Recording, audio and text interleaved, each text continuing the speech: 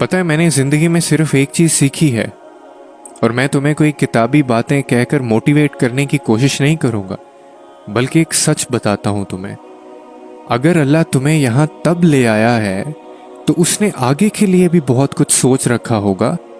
وہ تمہیں آزمائش میں ڈالنے سے پہلے اس آزمائش سے نکلنے کا حل بناتا ہے۔ پھر تم کیوں ایسا سوچتے ہو کہ وہ تمہیں بھول گیا ہے یا پھر تمہیں سن نہیں رہا؟ تم نے اپنے انتخابات کا نتیجہ دیکھ لیا۔ تم نے اپنی منمانی کر کے ہر شخص کی، ہر چیز کی حقیقت کو دیکھ لیا۔ تم نے خدا کی نافرمانی اور اپنی ضد سے یہ تکلیف خریدی ہے، تو اب اللہ کے انتخاب کا انتظار کرو۔ جو تحفہ، وہ چیز اس نے تمہارے لیے رکھی ہے، اس چیز کا انتظار کرو، اور یقیناً اللہ کا انتخاب بے حد پرسکون ہوگا، جو تمہیں یہ بتائے گا کہ اختتام ایک نئی منزل کا آغاز ہوتا ہے۔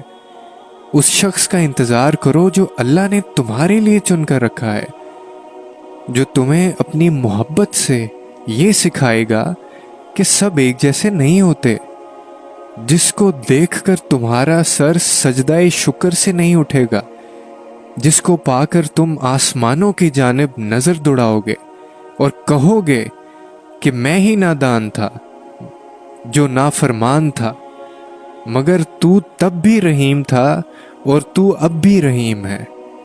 اور پھر تم یہ کیسے بھول جاتے ہو کہ اللہ قرآن میں فرماتا ہے کہ تم مجھے ویسا ہی پاؤ گے جیسا میرا گمان کرو گے۔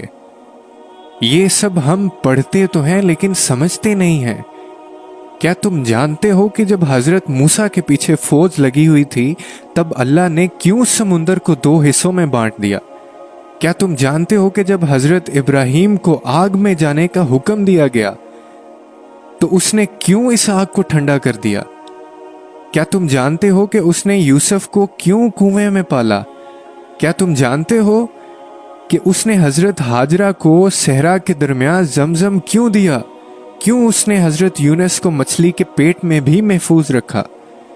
ان سب میں بس ایک چیز مشترک تھی، اور جانتے ہو وہ کیا تھی؟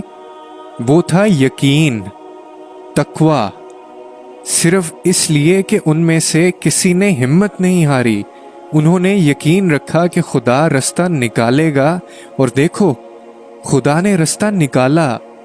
وہ سب اس پہ یقین رکھ کے آگے بڑھتے رہے، اور دیکھو اس رب نے بھی انہیں مایوس نہیں کیا۔ تو تم بھی یقین رکھو، جب تم اس کا اچھا گمان کرو گے تو تم یقیناً سب اچھا ہی پاؤ گے، اور پھر دیکھو راہیں وہیں سے نکلیں گی جہاں تمہارا وہم و گمان بھی نہیں ہوگا۔